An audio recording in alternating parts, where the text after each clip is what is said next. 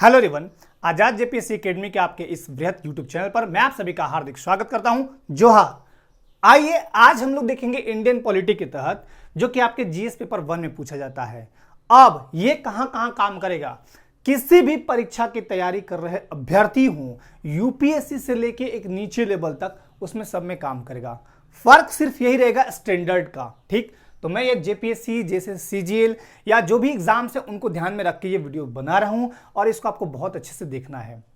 इसमें आपको क्या सीखने को मिलेगा, तो आपको सबसे पहले 22 भाग समझ में आएंगे, कुछ इंपॉर्टेंट आर्टिकल समझ में आएंगे, कुछ इंपॉर्टेंट सब्जेक्ट यानी जो विषय है उसके बारे में समझ में आएंगे, और एक कहानी कहूंगा मैं। आज बहुत पढ़ लिया आप, बहुत पढ़ा लिया मैं, आज एक कहानी के माध्यम से पॉलिटी आपके दिमाग में डालने का प्रयास करूंगा। अब यहां पे सवाल ये उठता है कि आप उसको कितना कैचअप कर पाते हैं और मैं आपको कितना करा पाता हूं। मैं कोशिश यही करूंगा कि मैं आपको पूरी तरह इसको कैचअप करा दूं। चलिए स्टार्ट करते हैं भारतीय संविधान एक नजर में। सबसे पहले भारतीय संविधान जो कि कैबिनेट मिशन प्लान के आधार पर 1946 में जो कैबिनेट मिशन प्लान आई थी उसी के आधार पर भारतीय संविधान का गठन, भारतीय संविधान का निर्माण 2 वर्ष 11 महीने और 18 दिन में अथक परिश्रम के बाद 64 लाख रुपया, लगभग 64 लाख रुपया खर्च हुए और इसमें 389 मेंबरों ने मिलकर दिन रात खूब मेहनत किया। 60 देशों से भी अधिक देशों का संविधान पढ़ा था और तब जाके ये संविधान हमारा विश्व का विशालतम संविधान बना था।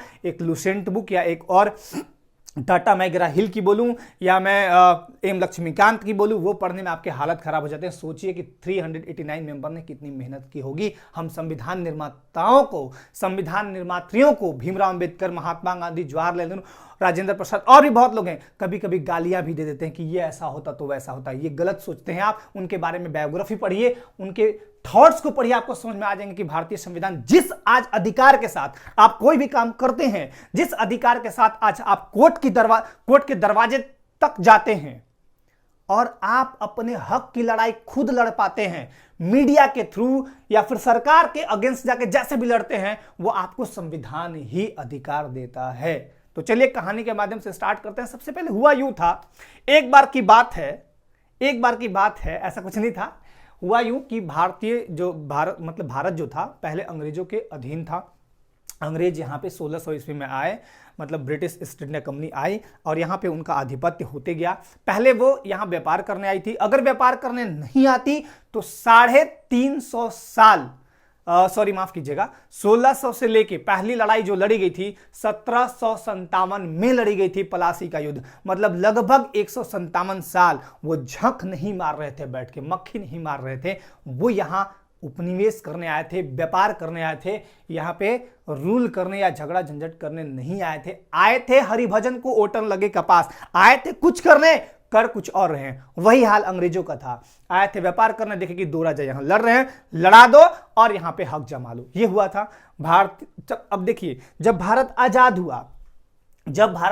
हुआ उसमें भारत 2 पार्ट में बट गया, हिंदुस्तान पाकिस्तान। ठीक है, यहां तक तो कोई दिक्कत नहीं है।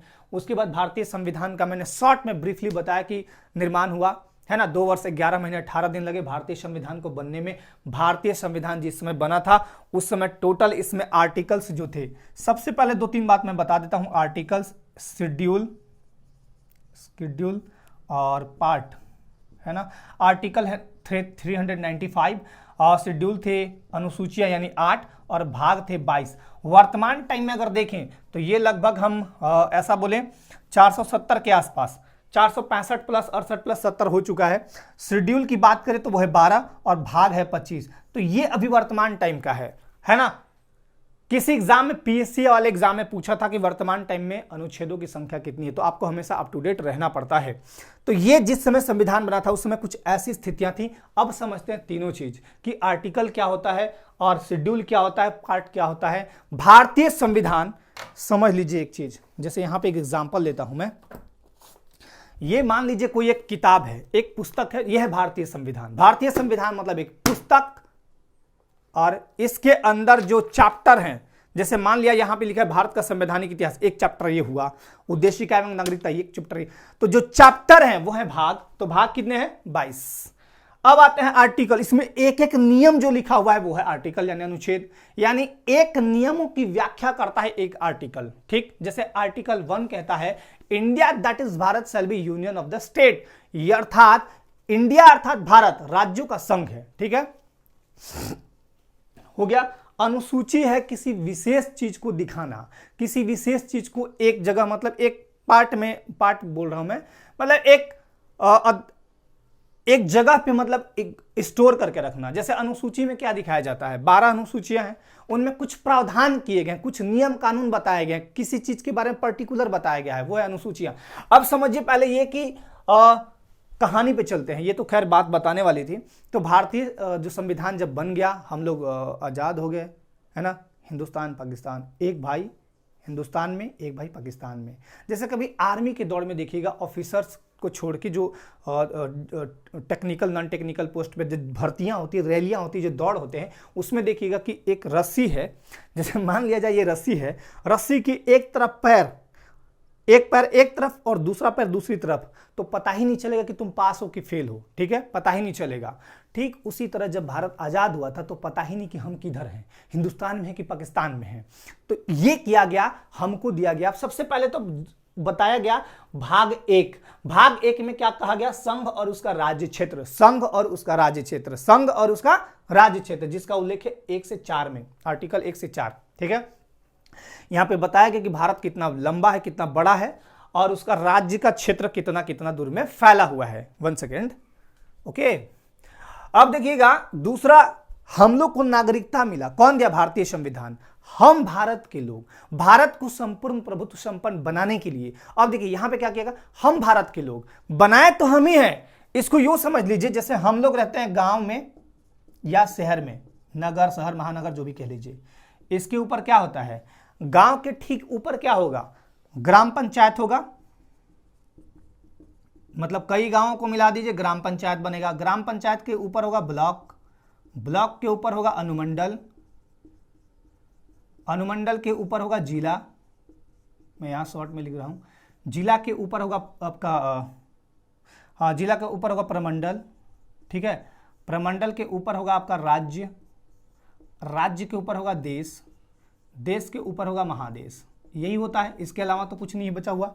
भले हम लोग रहते गांव या शहरों या नगरों में हैं, लेकिन भारतीय संविधान को बनाया किसने, हमने। हाँ, देश के ऊपर भी एक ले लीजिए आप, सरकार, हालांकि देश में ही होता है सरकार, और यहां पे महादेश छोड़ दी, सरकार के ऊपर संविधान, यानी सरकार भी किसके थ्रू चलेगी, संविधान के थ्रू चलेगी। सरकार भी किसके थ्रू चलेगी, संविधान के थ्रू चलेगी। अब हम रहते गांव में हैं, लेकिन हम ही ने, हम भारत के लोग, मतलब जितने भी भारत के लोग हैं, हमने ही संविधान को बनाया है, और हम यहां भले रहते हैं, ओहदा भले नीचे है, कद भले नीचे है, लेकिन सोच बहुत ऊपर है। सरकार के 3 अंग, कार्यपालिका, विधायिका, न्यायपालिका, वो सरकार चलती है भारतीय संविधान में लिखे नियम कानून के तहत, और उस भारतीय संविधान को बनाने वाले कौन है, हम। और आज अगर चाहे हम भारतीय, तो भारतीय संविधान सरकार सबको बदल सकते हैं, सब में चेंजिंग कर सकते हैं।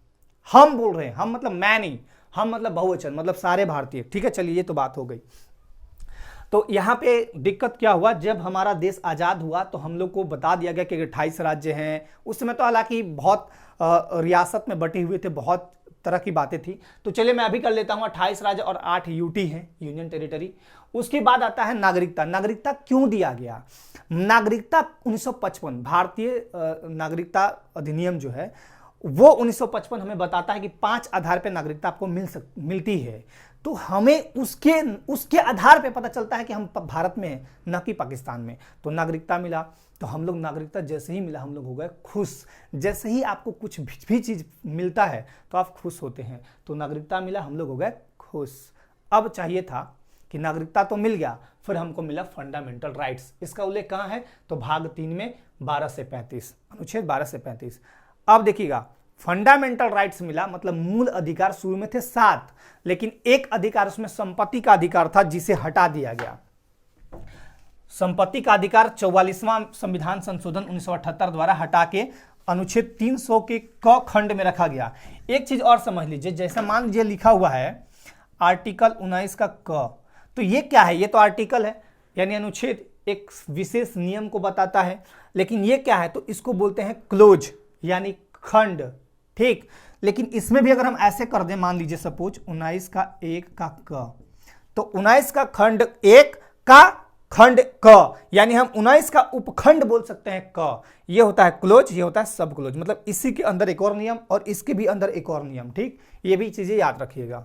अब आते हैं मेन बात पे, जहां पे हम लोग थे। तो फंडामेंटल राइट्स मिला हमको 7। अभी वर्तमान टाइम में कितने हैं फंडामेंटल राइट्स, यानी मूल अधिकार 6 हैं। ठीक, 7वां संपत्ति का अधिकार को हटा के कहां रखा गया? संपत्ति का अधिकार मौलिक अधिकार था, मतलब 1978 के पहले अगर आपके पास पैसा हो, कहीं से भी पैसा हो, तो सरकार या भी कोई भी पार्टी या कोई भी व्यक्ति ये नहीं पूछ सकती है कि आपके पास ये पैसा कहां से आया और क्यों ये आप इतना रखे हुए हैं। आज के टाइम में तो आयकर देना पड़ता है और आपको साफ साफ पता चल जाता है।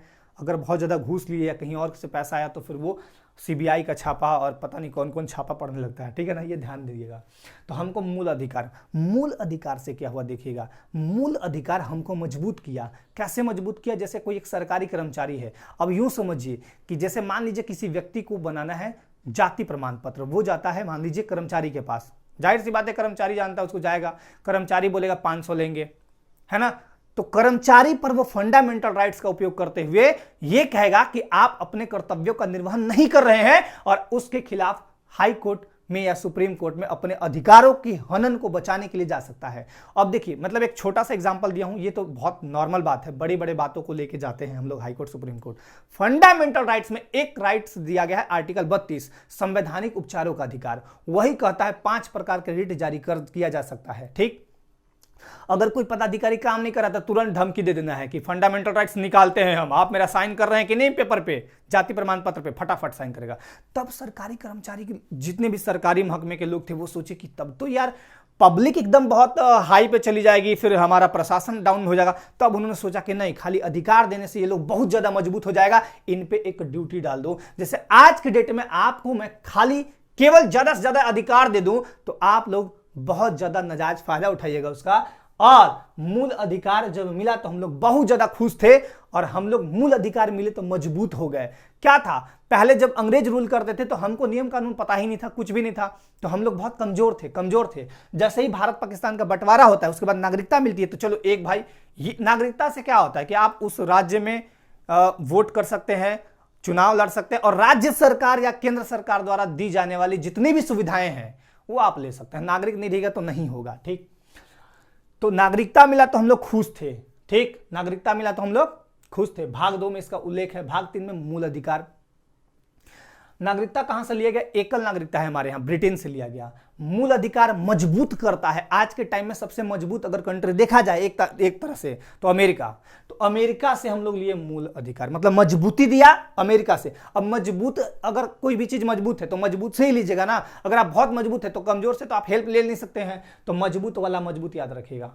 तो मूल अधिकार मिलेगा, तो मूल अधिकार जब हम लोग को मिल गया तो हम तब सरकारी महकमे के लोग सोचे कि ना, तब तो ये गड़बड़ कर देगा ये लोग, तब इन पर ड्यूटी डाल दो। 4 का क लाया गया। ये 42वां संविधान संशोधन 1976 में लाया गया। ये पहले से नहीं था, याद रखिएगा, एक भी मूल कर्तव्य पहले से नहीं था। जब देखा गया कि अरे ये तो इसका मतलब दोहन कर रहे हैं, ये गलत फायदे उठा रहे हैं, ये याद कराने के लिए मैं बता रहा हूं।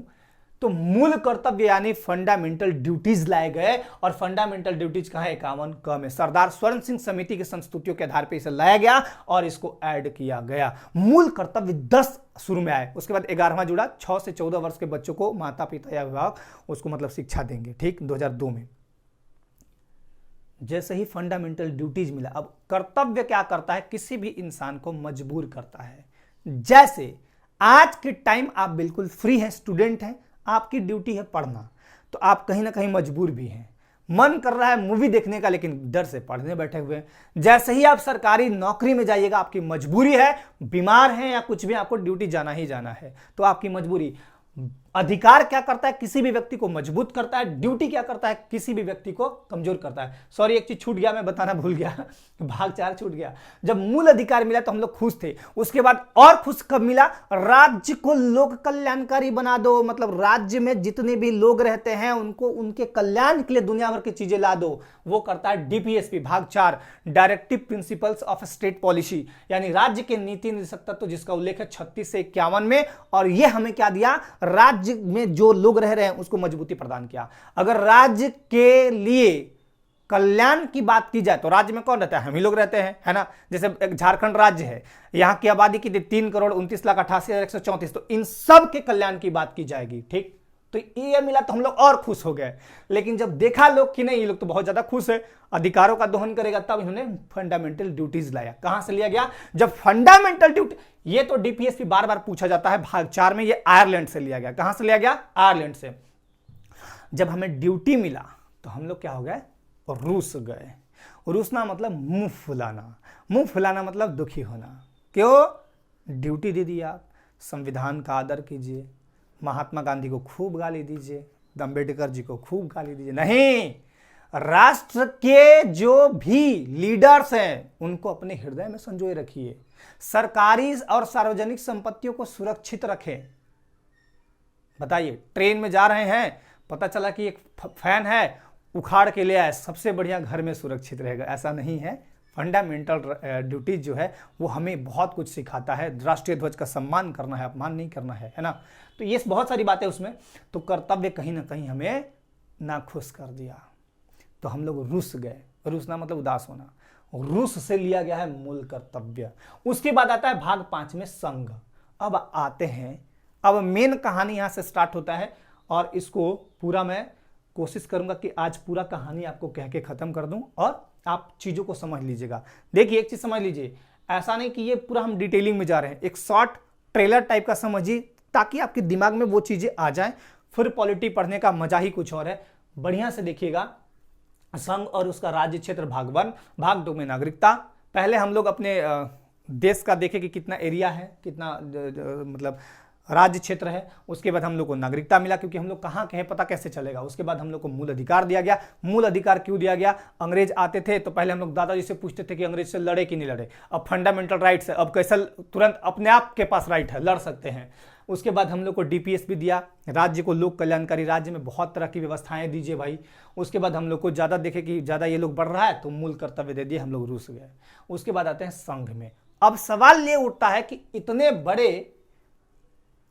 बड़े मतलब 125 करोड़ आबादी को नियंत्रित कौन करेगा? एक व्यक्ति तो करेगा नहीं।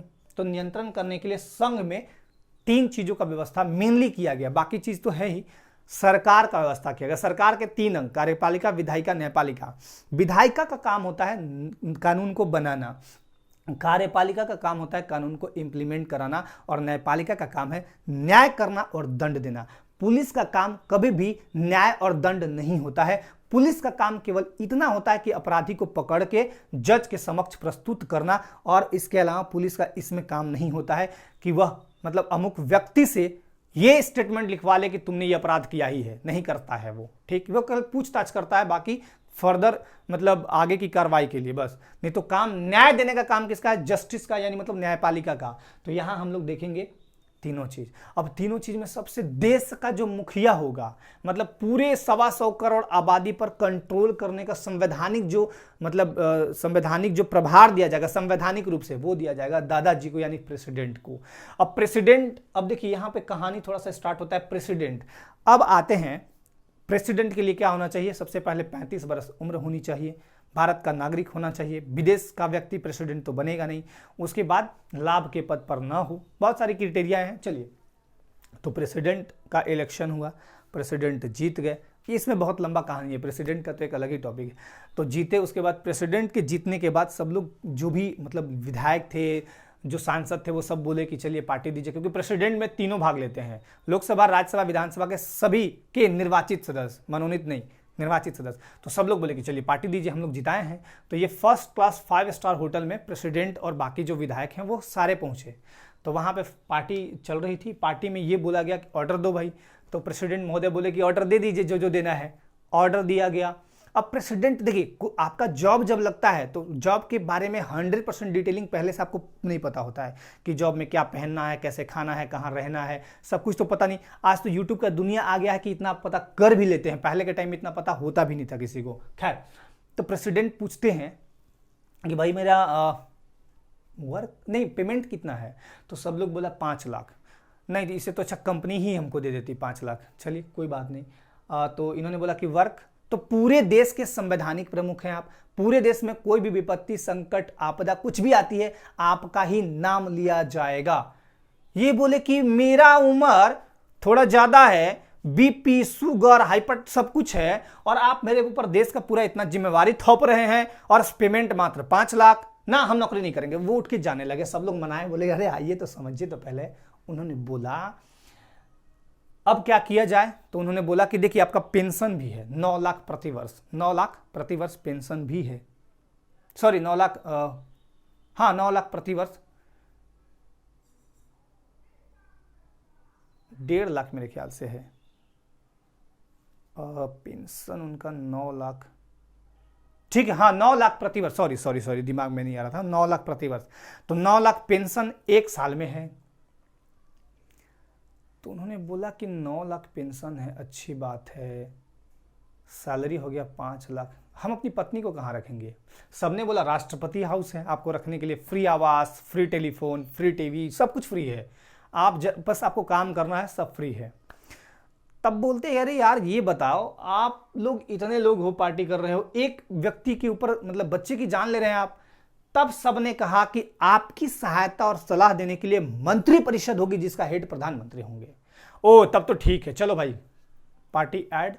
तब तक उनके दिमाग में एक विचार और आता है, उनके दिमाग में एक विचार यह आता है कि हम देश के इतने बड़े पर्सनालिटी हैं, कहीं कोई बम से उड़ा दिया तो, यही सवाल रख दिया उन्होंने, बम से कोई उड़ा दिया, चलते में खाने में जहर मिला दिया तो। तब सबने कहा कि आपको सबसे देश का सर्वश्रेष्ठ जो होता है सुरक्षा प्रणाली वो आपको दिया जाएगा, आपके आगे पीछे हमेशा बॉडीगार्ड होंगे, और वो एकदम स्पेशल फोर्स से चुने हुए बॉडीगार्ड होते हैं वो होंगे। तब इन्होंने कहा अब ठीक है। तब यहाँ पे तो संघ में आपका प्रधानमंत्री, राष्ट्रपति, उपराष्ट्रपति वगैरह वगैरह सब कुछ पढ़ते हैं। फिर यहाँ संघ के शासन के बाद हम आते हैं राज्य की शासन व्यवस्था में, ठीक वही चीज यहाँ भी इंप्लीमेंट होता है। राज्य जैसे संघ में चलता है वैसे राज्य में ही, राज्य टोटल कितने हैं 28 और 8 यूनियन टेरिटरी, तो यहां भी वही चीज चलता है भाग 6 में। इसके बाद है 7 में 7 ही याद रखिएगा, 7वां संविधान संशोधन 1956 में हुआ था, और उसके द्वारा ये निर्सित किया गया है भाग 7 खत्म। निर्सित मतलब पुनः उसी अवस्था में ला देना जिस अवस्था में पहले से थे। जैसे मान लिया जाए प्रेसिडेंट को हम प्रेसिडेंट बना दिए और निर्सित कर दिए, निर्सित मतलब फिर नॉर्मल व्यक्ति हो जाएंगे भारत के नागरिक, चुपचाप वो प्रेसिडेंट नहीं रहेंगे, तो निर्सित मतलब एक तरह से खत्म। तो 268 अनुच्छेद निर्सित, एक बार अनुच्छेद 1 से 4, नागरिकता 5 से 11, मूल अधिकार 12 से 35, डीपीएसपी 36 से 51, उसके बाद 4 का क, खंड क, तो मूल कर्तव्य 51 का क यहां जोड़ा गया, ठीक। संघ फिर 52 से 151। अनुच्छेद में एक चीज याद रखिएगा, एक भाग आया तो 1 से 4, तो दूसरा फिर 4 से नहीं 1 बढ़ा के यानी 5 से 11, फिर दूसरा 12 से 35, फिर 36 से 51, 51 क, 52 से फिर 151, फिर 152 से 237, इस तरह से बढ़ते रहेगा, ठीक है। तो यहां राज्य हो गया 152 से 237। 7वां जो भाग है वो 7वें संविधान संशोधन द्वारा निर्सित है, और यहां पे 238 जो अनुच्छेद है वो भी निर्सित है। चलिए 8 जो है वो संघ राज्य क्षेत्र के बारे में बताता है, संघ राज्य क्षेत्र कितना बड़ा है, क्या है उसका कानून नियम क्या है, उसके बारे में 239 से 242। अब संघ और राज्य क्षेत्र दिखा दिया, संघ का इधर, राज्य क्षेत्र का इधर, ऐसे ऐसे बटा हुआ। चलिए खैर कोई बात नहीं। अगला आता है लोकल स्तर पे पावर को डिस्ट्रीब्यूट करना। गांधी जी का बहुत इंपॉर्टेंट सपना रहा था, गांधी जी का सपना यह रहा कि हम लोकल स्तर पर कब गवर्नेंस को लाएंगे, तो उनके सपने को पूरा करने में जवाहरलाल नेहरू ने भरपूर साथ दिया। 2 अक्टूबर 1952 को जब भारत आजाद हो चुका था, गांधी जी का हत्या 30 जनवरी 1948 को हो चुका था नाथूराम गोडसे द्वारा। उसके बाद जब भारत पूरी तरह आजाद होकर गणतंत्र बन गया 26 जनवरी 1950 को, उसके बाद पंचायतों को लाया गया। ध्यान दीजिएगा, सबसे पहले इसके पहले प्रयास किया गया है ना 2 अक्टूबर। अब 2 अक्टूबर का दिन ही क्यों? क्योंकि 2 अक्टूबर को महात्मा गांधी का जन्मदिन है, और उसी को ध्यान में रखते हुए, क्योंकि ये सारे महात्मा गांधी की का सपना था, उसी को ध्यान में रखते हुए 2 अक्टूबर 1952 को सामुदायिक विकास कार्यक्रम लाया गया। वो फेल्योर हो गया। उसके बाद बलवंत राय मेहता कमेटी आई 1957 में। जनवरी 1957 में जब बलवंत राय मेहता कमेटी का गठन हुआ, अध्यक्षता किए वो, और एक रिपोर्ट तैयार की कि त्रिस्तरीय पंचायती राज व्यवस्था लाइए। ठीक, त्रिस्तरीय पंचायती राज व्यवस्था लाइए। और पंचायतों को लाया क्यों गया, सबसे पहले ये समझ लीजिए। एक एग्जाम्पल देता हूं, वो समझिएगा। जैसे पहले के टाइम में क्या था, ये तो 73वां संविधान संशोधन 1992 के तहत लाया गया, लेकिन उसकी पहले व्यवस्था क्या थी समझिएगा पहले। जैसे मान लीजिए, मैं एक एग्जाम्पल देता हूं। एक लड़का है, मान लीजिए वेद एक लड़का है, और वेद पढ़ाई करने जाता है मान लीजिए पंजाब, सपोज पंजाब गया। वेद के दादाजी और वेद के पापा जी रहते हैं मान लीजिए झारखंड में, ठीक। झारखंड का एक जिला ले लीजिए, मान लीजिए गढ़वा या पलामू जिला, वहां पे रहते हैं वो, पलामू जिला ले लीजिए। वेद के पापा रहते हैं पलामू जिला में और दादा रहते हैं गढ़वा जिला में, ऐसा पॉसिबल है। वेद को अगर तबियत खराब हुआ, वेद का तबियत खराब हुआ या वेद को पैसा की जब जरूरत पड़ी तो वो अपने दादाजी को लेटर लिखेगा, दादाजी पापा जी के थ्रू ऐसे पैसा भिजवाएंगे, पता चला कि तब तक निपट भी गए। तो इन सब चीजों को मतलब समझिए, केंद्र के पास शक्ति है, राज्य के पास शक्ति है, लोकल स्तर पर शक्ति ही नहीं है। अगर लोकल स्तर पर कुछ भी कराना है तो राज्य के पास दौड़ के जाओ, केंद्र के पास दौड़ के जाओ, इतना टाइम में तो बहुत चीज वेस्ट हो जाता है। तो इससे बचने के लिए और लोकल स्तर पर, मतलब लोकल स्तर पर उत्थान के लिए, लोकल स्तर को ऊपर उठाने के लिए ये पंचायत लाया गया, पंचायती राज व्यवस्था, ठीक। तो भाग 9 में है पंचायती राज व्यवस्था, इसका उल्लेख है आपका 243 से 243, ओ बोलिए या न बोलिए, एक ही चीज है न, ठीक है। 243 से 243 न, पंचायत। तो पंचायतों का उल्लेख यहां पे है। और पंचायतों के जनक कौन कहे जाते हैं भारत में, पंचायती राज व्यवस्था के भारत में जनक कौन कहे जाते हैं, तो बलवंत राय मेहता। लेकिन पूछेगा कि स्थानीय स्वशासन का जनक कौन है, तो लॉर्ड रिपन, क्योंकि 1882 में उन्होंने ही एक प्रस्ताव लाया था जिसको बोलते हैं स्थानीय स्वशासन का मैग्ना कार्टा, ठीक, अधिकार पत्र।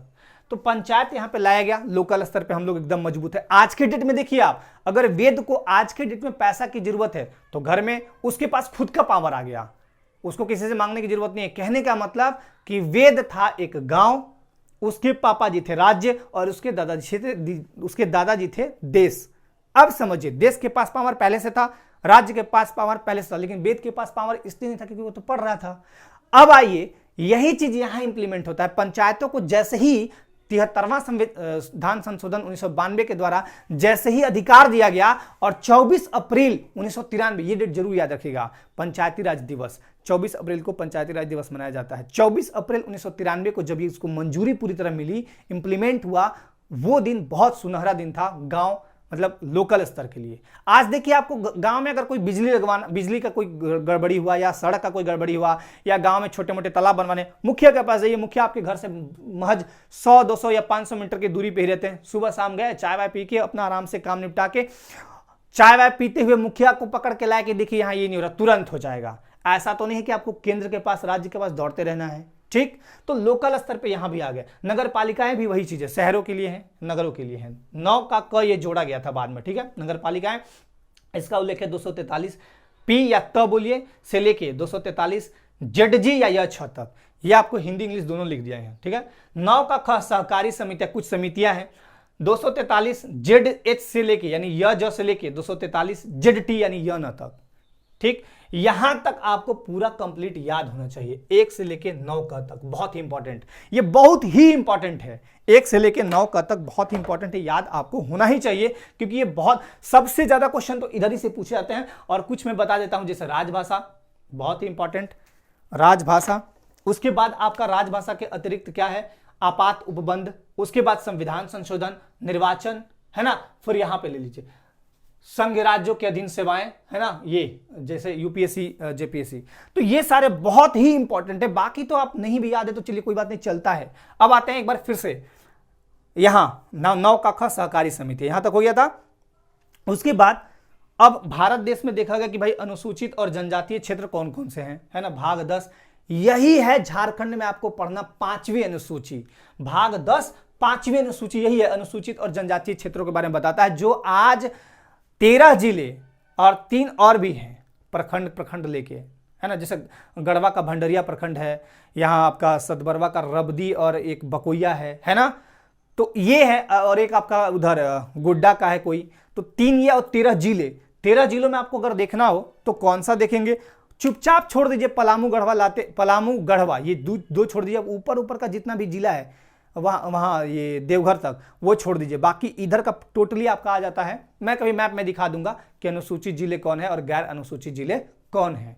गैर अनुसूचित जिले 11 और अनुसूचित जिले 13, ठीक है। तो ये चीजें याद रखिएगा। अब ध्यान दीजिएगा एक चीज और, यहां के बाद अनुसूचित और जनजातीय क्षेत्र भाग किसमें है, 10 में, आर्टिकल 244 से 244 का क, ठीक।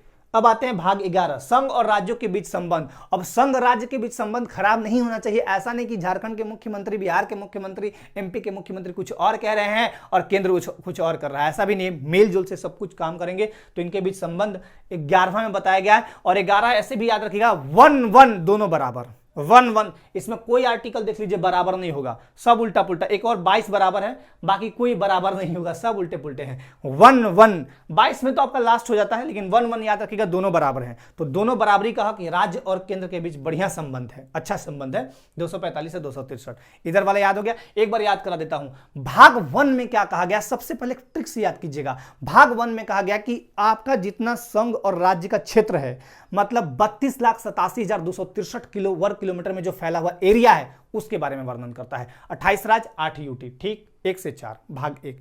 भाग 2 कहता है नागरिकता, क्योंकि आपको पता ही नहीं कि आप किस में, भारत में कि पाकिस्तान में, तो नागरिकता भाग 2, 5 से 11 आर्टिकल, 12 से 35 भाग 3 फंडामेंटल राइट्स, और भाग 3 को बोलते हैं भारतीय संविधान का, मतलब मैग्ना कार्टा कहिए, भारतीय संविधान का मैग्ना कार्टा, ठीक, अधिकार यही देता है। भाग 4 में आइए, डीपीएसपी, डीपीएसपी 4 वर्ड है, directive principles of state policy, राज्य के नीति निर्देशक तत्व, ये 4 में है, 36 से 51। 4 का जोड़ा गया है 1976 में 42वां संविधान संशोधन द्वारा, 4 का। अब 4 का यानी मूल कर्तव्य, मूल कर्तव्य 51 के क में है। 5 में है आपका संघ, 5 में है संघ 152 से 52 से 151, ठीक। 6 में है आपका राज्य 152 से 237, ठीक। 7 आपका खत्म है, 7वें संविधान संशोधन द्वारा 1956 द्वारा निर्सित, 238 अनुच्छेद निर्सित हो गया। अब आएगा 239, तो संघ राज्य क्षेत्र। अब संघ का अलग, राज्य क्षेत्र, संघ राज्य क्षेत्र दिखा रहा है कैसे कैसे कैसे कैसे है। 239 से 242 भाग 8। भाग 9 में पंचायत है और भाग 9 के क में नगर पालिकाएं हैं। भाग 9 पंचायत 243 से 243 9 या ओ तक। भाग 9 का नगर पालिकाएं हैं 243 पी या त से 243 जेड जी यानी यह 6 तक। उसके बाद 9 ख सहकारी समिति, यहीं तक आपको 9 क तक ही याद करना था मेनली। चलिए अब इस तरफ आते हैं। भाग 12 में बोला गया है वित्त, संपत्ति, संविदाएं और वाद, आर्टिकल 264 से 300 क। इसमें एक आर्टिकल बहुत इंपॉर्टेंट, आर्टिकल 280 वित्त आयोग, 5 वर्ष पर, हर 5 वर्ष पर प्रेसिडेंट वित्त आयोग का गठन करता है, ठीक। चलिए 13, भारतीय राज्य क्षेत्र के भीतर व्यापार या वाणिज्य कैसे कैसे हुआ, उसके बारे में 301 से 307 आर्टिकल तक कहा गया है। भाग 14 बहुत ही इंपॉर्टेंट, भाग 14 में क्या कहता है, ध्यान दीजिएगा। भाग 14 में कहता है संघ तथा राज्यों के अधीन सेवाएं, जैसे यूपीएससी, जेपीएससी और दोनों मिक्स करके, तो वो 308 से 323 है, ठीक, 323 तक है। 14 का क अधिकरण, ये कुछ नहीं पढ़ना, आपको छोड़ दीजिएगा। 323 क से 323 ख, ठीक, अधिकरण। 15 बहुत ही इंपॉर्टेंट, निर्वाचन, ठीक, 324 से 329, ठीक। उसके बाद 16 कुछ वर्गों से संबंधित विशेष प्रावधान, भारत विविधताओं का देश है तो कुछ वर्गों से संबंधित विशेष प्रावधान किए गए 330 से 342। ये बहुत इंपॉर्टेंट, ये बहुत इंपॉर्टेंट, ये और ये इधर वाले में। राजभाषा, ऑफिशियल लैंग्वेज जिसे कहते हैं, यह 343 से 351, राजभाषा 343 से 351। उसके बाद है आपात उपबंध, इमरजेंसी जिसको बोलते हैं, 352 से 360। 352 है आपका राष्ट्रीय आपातकाल, 356 प्रेसिडेंट रूल और 360 वित्तीय आपातकाल, ठीक। 19 प्रकरण इसको छोड़ दीजिए, 361 से 367। हाँ, ये संवैधानिक संशोधन 20 भाग 20 में है, संविधान संशोधन 20, संविधान संशोधन आर्टिकल 368। और इस 368 में संविधान संशोधन की 3 प्रक्रिया है, साधारण बहुमत द्वारा, विशेष बहुमत द्वारा और आधे से अधिक राज्यों और विशेष बहुमत द्वारा। ये 3 प्रकार से होता है संविधान में संशोधन, ठीक। 21 में है अस्थायी संक्रमणकालीन और विशेष उपबंध, 369 से 392, इधर आपको नहीं पढ़ना है। 22 में संक्षिप्त नाम, प्रारंभ, हिंदी में प्राधिकृत पाठ और निरीक्षण, 393 से 395। यही है आपका मेनली ये, तो आपको ये चीजें याद हो जानी चाहिए। यहां से जितने मैंने बोला 9 क तक, और उसके बाद 12, 14, 15, 17, 18, 20, इतना आपको बहुत अच्छे से याद होना चाहिए, ठीक है। तो आशा करते हैं कि आप इसको देख के याद कीजिएगा, है ना। और इस वीडियो को देख के बताना है आपको कि इसका और डिटेलिंग करके आपको वीडियो दूं, या क्या लगता है आपको पेपर 1 के संबंध में आप बताएंगे, क्योंकि पेपर 1 में एक आपका है भारतीय संविधान और राज्य व्यवस्था। हालांकि वो वीडियो कराई जाएगी बाद में पूरी डिटेलिंग के साथ, तो पहले आप इसको वीडियो को देखिएगा। ये एक ट्रेलर टाइप का था, ठीक है। तो अपने लाइफ में खुश रहिए, मस्त रहिए, व्यस्त रहिए। थैंक यू, जय हिंद।